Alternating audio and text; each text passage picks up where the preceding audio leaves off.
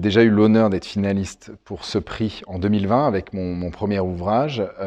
Et là, j'ai l'honneur absolu donc d'être lauréat. Je suis évidemment extrêmement touché et honoré. Pour moi, c'est un prix magnifique, probablement le plus beau parce que le jury est extrêmement large. Il y a, je crois, près de 22 membres du jury, par ailleurs extrêmement prestigieux dans tous les domaines.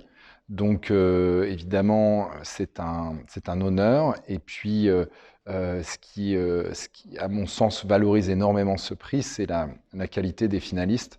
Les deux ouvrages en finale à mes côtés, ce sont des ouvrages que j'ai lus et que j'ai extrêmement appréciés, que j'ai trouvé percutants. Ce sont des vrais bons livres. Le prix spécial du jury, le livre de Pierre Servan, est remarquable. Donc évidemment, être lauréat, c'est un plaisir absolu.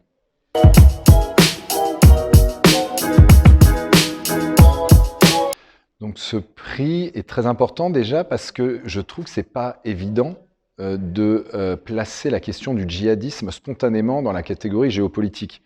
Donc c'est important pour moi que cet aspect soit valorisé parce que justement, un des éléments que j'essaie de mettre en avant, c'est que le djihadisme est en fait un phénomène politique et un phénomène géographique, donc en fait un phénomène géopolitique. Donc ça, que ce soit reconnu de façon totalement naturelle dans ce prix, je trouve ça formidable. Ce que je trouve très bien avec ce prix, c'est qu'il valorise des ouvrages universitaires, mais qui en même temps ont une accessibilité au grand public. En tout cas, moi, à l'échelle de mon travail, c'est ce que j'essaye de faire. Les finalistes, tous les livres sélectionnés, en fait, ont cette composante. Et donc moi, je trouve que c'est une vraie force.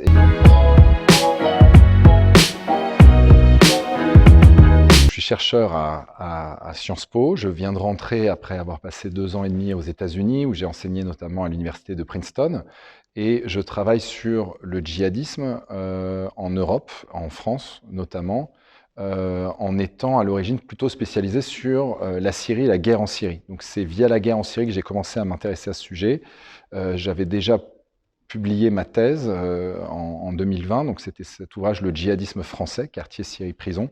Et là, c'est un ouvrage qui vise à essayer de comprendre ce qu'est le djihadisme à l'échelle de l'Europe, en dehors simplement de la question du terrorisme, c'est-à-dire en dehors de simplement la question des attentats, d'essayer de comprendre ce qu'est ce djihadisme en dehors des attentats, et de sortir, je crois, d'un certain nombre d'écueils du débat public français qui tendent très rapidement à réduire le djihadisme finalement à un symptôme d'une forme de marginalisation, alors qu'en fait le djihadisme c'est un construit et c'est un phénomène qui est en réalité qui a sa propre idéologie et il faut l'aborder comme tel. Si on l'oublie, si on met ça de côté, on passe à côté du phénomène.